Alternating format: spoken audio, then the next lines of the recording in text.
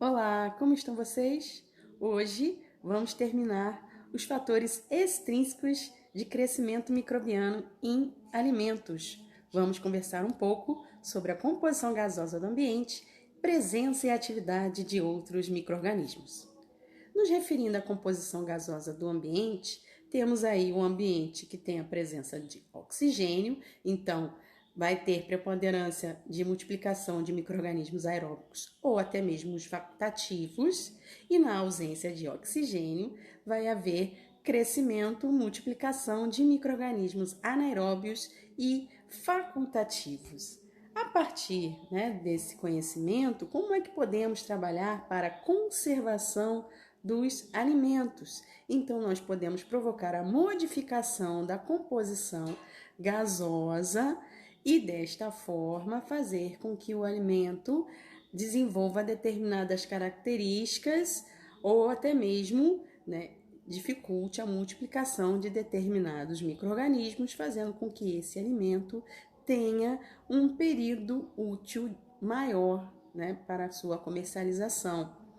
Então, tirando a questão daquele alimento que é mantido na atmosfera, numa condição da nossa atmosfera, e aí, obviamente, ele vai ter a vida útil relacionada também a outros fatores, como temperatura, ou os outros fatores extrínsecos, outros fatores intrínsecos, mas utilizando essas metodologias como atmosfera modificada, atmosfera controlada ou até mesmo embalagem a vácuo, a gente vai conseguir interferir nesta multiplicação dos micro-organismos.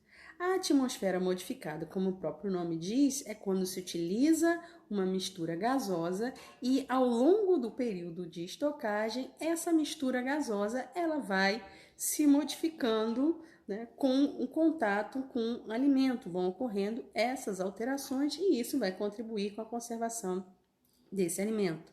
Já a atmosfera controlada, a gente mantém esse gás ou essa mistura gasosa, ao longo, da estocagem desse alimento para manter as características. Às vezes se utiliza até mesmo uma câmara frigorífica, por exemplo, conservação de ovos, eu posso utilizar o CO2 para manter a conservação desses produtos e eu vou fazendo o controle, da quantidade desse CO2 que eu utilizo, ou até mesmo fazer a embalagem a vácuo, que é retirado, todo o ar dessa embalagem e o alimento continua sendo conservado. A gente vê muito isso aí em produtos, carne bovina, por exemplo, que se faz aí a picanha embalada a vácuo, que passa por um processo de maturação. Então, além de evitar a multiplicação de micro-organismos, aeróbicos, temos também uma alteração, tem um processo enzimático envolvido que vai trazer determinadas características sensoriais a essa carne embalada a vácuo. Em relação à atmosfera modificada, temos aí exemplos, de vários gases que podem ser utilizados em contato direto com o produto. Também posso dizer que a gente pode utilizar essa mistura, como eu falei antes, nessas atmosferas controladas. Mas o mais comum que nós vemos aí em contato como consumidor é justamente comprando esses produtos que são embalados com essas misturas gasosas. Muita gente pensa que está consumindo um produto que está vindo com ar. Quer ver esses salgadinhos que a gente consome, acha que metade é ar, mas na verdade o intuito é que aquilo ali tenha a função de preservar e até mesmo evitar o colabamento de embalagem. Então vamos lá, o dióxido de carbono aí, ele vai inibir o crescimento de bactérias e fungos, porque são aqueles micro-organismos nesse caso que teriam condições de sobreviver em aerobiose. O nitrogênio, como eu disse, usado aí especialmente para excluir o oxigênio, evitando assim a oxidação, principalmente de alimentos gordurosos, e aí vai prevenir também o colapso das embalagens. E pode-se utilizar até mesmo o oxigênio, que vai manter a cor natural de vários produtos.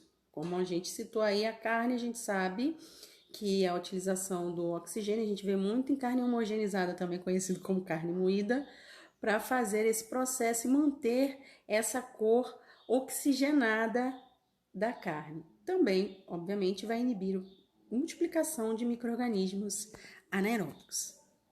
Aqui alguns exemplos, tá vendo, de produtos.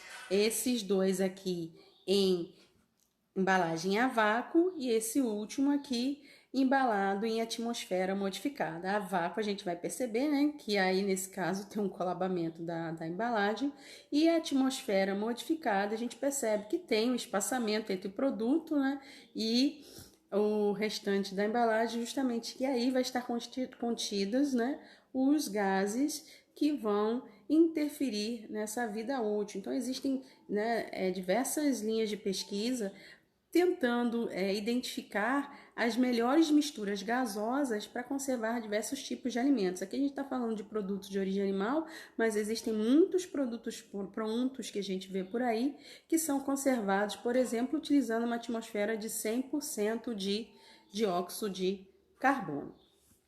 Falando da presença e atividade de outros micro-organismos, esses micro-organismos, para conseguirem sobreviver naquele ambiente, eles vão produzir diversas substâncias que vão fazer com que eles consigam competir com outros micro-organismos e sobreviver naquele ambiente. Então, os já conhecidos antibióticos, né, que utilizamos aí largamente para tratamento de diversas doenças. As bacterocinas, vocês já devem ter ouvido falar de bacterocina como a anisina, que já é liberada em muitos lugares para conservação de alimentos, como o queijo, por exemplo, e hoje em dia ela vem sendo muito estudada para substituir os conservantes como nitrato e nitrito, como uma grande possibilidade aí de diminuir, né, a nossa exposição a fatores carcinogênicos, né, que são, né, pelo consumo desses conservantes, também produzindo aí peróxido de hidrogênio e até mesmo alguns tipos de ácidos orgânicos, como o ácido lático, por exemplo, e desta forma esses micro-organismos conseguem sobreviver naquele ambiente. Então, na indústria, muitos já vêm usando, por exemplo, a chamada, né, inibição de outros micro-organismos através da utilização dessas bacterocinas ou de ácidos orgânicos para inibir a multiplicação dos micro-organismos patogênicos nos alimentos. Então, como eu disse para vocês, já tem o exemplo do queijo, já existe alguns produtos carnes em que estão se fazendo esses estudos, produtos enlatados, então utilizando essas substâncias diretamente para que elas possam inibir a multiplicação desses micro-organismos patogênicos, certo?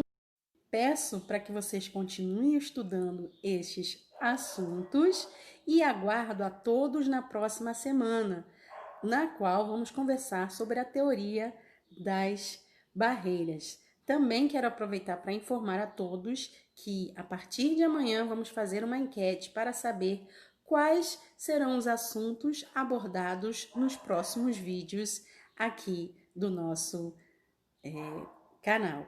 Muito obrigada pela atenção de todos e não deixem de nos acompanhar.